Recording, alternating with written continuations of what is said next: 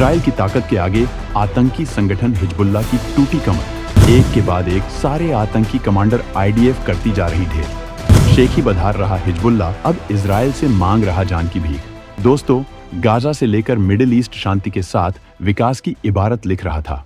UAE, Saudi अरब, मिस्र Israel से दोस्ती करके अपने देश का विकास करना चाहते थे।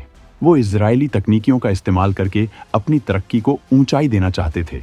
लेकिन हमास जैसे जाहिल आतंकी संगठनों को ये रास नहीं आया। खुद गाजा के लोगों की सुविधा के लिए कई कदम उठा रहे इजराइल में हमास के आतंकी घुसकर 1200 यहूदी लोगों का दर्दनाक कत्ल कर देते हैं, जबकि सैकड़ों लोगों को बंधक बनाकर ले जाते हैं। इसके बाद अपनी ताकत और जुनून के लिए जाना जाने वाला इजराइल हमास पर कहर बरपाना शुरू करता है और देखते ही देखते गाजा शहर को राख के ढेर में तब्दील कर देता है। लेकिन जब इजराइल हमास पर हमला करना शुरू ही करता है कि तभी लेबनान शेखी बघारता हुआ इजराइल पर रॉकेट दागना शुरू कर देता है। हिजबुल्लाह का ये दावा था कि वो इजराइल के रुकने तक रॉकेट दागता रहेगा। हिजबुल्लाह की इस करतूत पर इजराइल ने मिशन बनाकर उसका ऐसा हश्र किया है कि अब वो इजराइल से जान की भीख मांगने लगा है। हिजबुल्लाह यहाँ तक कि अब हमास की भी परवाह नहीं कर रहा है। तो आखिर कल तक खुद को 30 मार खां बताने वाला हिजबुल्लाह कैसे आया घुटनों पर? इजराइल के किस एक्शन से टूट गई हिजबुल्लाह की कमर? किस बात की कर रहा अपील? ये सब कुछ हम वीडियो में बताने वाले हैं, तो अंत तक बने रहिए हमारे साथ। अंडरग्राउंड होकर नसरल्लाह लगातार इजराइल को बना रहा था निशाना। मोसाद हुआ एक्टिव एग्जैक्ट लोकेशन मिलते ही बरसा दिया बारूद। जो हिजबुल्लाह कल तक खुद को दुनिया का सबसे ताकतवर आतंकी संगठन बताया था, आज वो इस हालत में पहुंच गया है कि अब वो इजराइल से युद्ध विराम की अपील कर रहा है।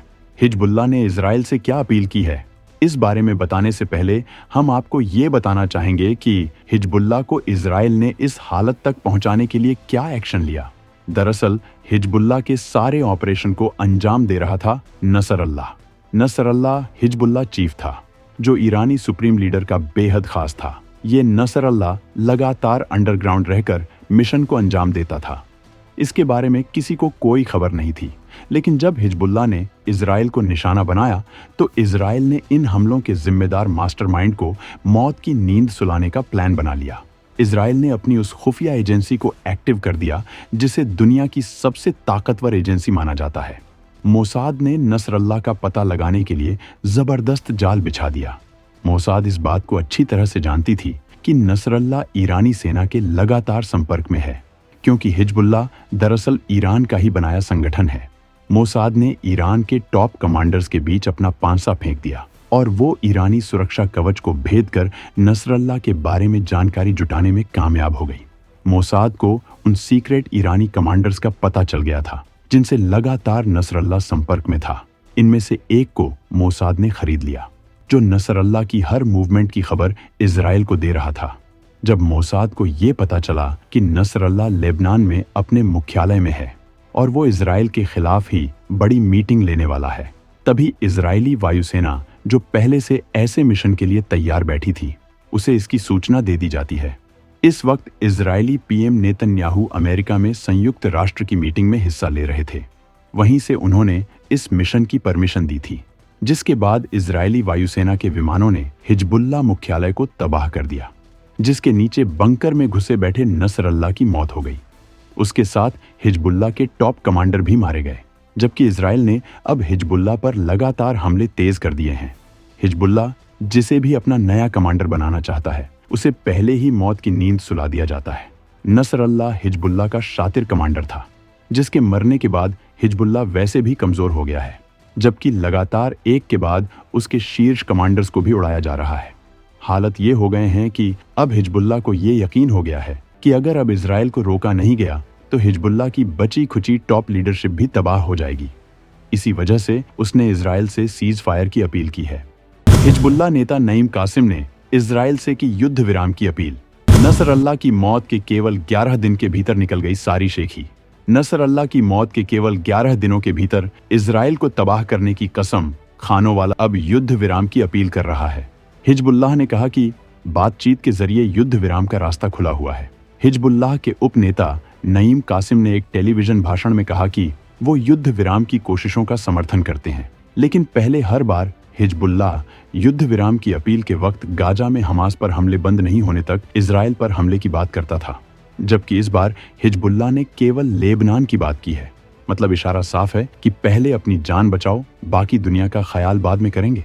नसर अल्लाह की मौत के बाद हिजबुल्लाह के दूसरे शीर्ष आतंकी हाशिम सफीद्दीन, जिसे हिजबुल्लाह का नया चीफ बनाया जाना था, इजराइल ने उसे भी मौत की नींद सुला दिया है।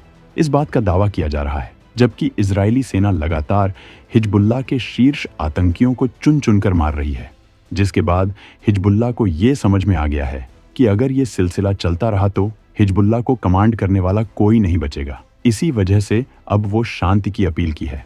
लेकिन इजराइल फिलहाल किसी भी सीज फायर के मूड में नहीं है, क्योंकि इजराइल के लिए ये एक मौका है जिसमें वो हिजबुल्लाह की तमाम ताकतों को तबाह करना चाहता है, जिसके बाद दशकों तक कोई आतंकी इजराइल के खिलाफ सर नहीं उठा पाएगा। इजराइल के साथ इस वक्त अमेरिका अपने सबसे खतरनाक बेड़े के साथ खड़ा है। उसने 1 लाख सैनिक इजराइल की सुरक्षा में तैनात कर दिए हैं। इतनी विशाल सेना के साथ उसने अपने सबसे घातक हथियारों का बेड़ा भी उतारा है, जिससे हिजबुल्लाह को अपनी मौत साफ नजर आ रही है। जबकि इजराइल और अमेरिका मिलकर अब इन आतंकियों के आका ईरान की तबाही का प्लान कर रहे हैं। एक बार अगर ईरानी लीडरशिप को खत्म कर दिया जाता है तो हिजबुल्लाह, हमास और हूती तीनों का दाना पानी बंद हो जाएगा। तो हिजबुल्लाह कोई भी अपील करे, लेकिन मिडिल ईस्ट में तगड़े बवाल की तैयारी है। इजराइल इस बार ईरान के परमाणु ठिकानों को तबाह कर सकता है, क्योंकि ईरानी परमाणु ताकत इजराइल के लिए बड़ा खतरा है। ईरान के मिशन को तबाह करने के लिए इजराइल ने पहले भी मिशन चलाया था, जिसके बाद उसका प्रोग्राम कई साल पीछे चला गया था। लेकिन उसके बाद ईरान चुपचाप यूरेनियम शोधन करने की तकनीक हासिल करता रहा और अब वो परमाणु बम बनाने की कोशिश कर रहा है। इसी वजह से इजराइल उस पर एक्शन का ये मौका खोना नहीं चाहता है। तो दोस्तों, हिजबुल्लाह की हालत और इजराइल के जुनून पर आप क्या कहना चाहेंगे? कमेंट में जरूर बताएं।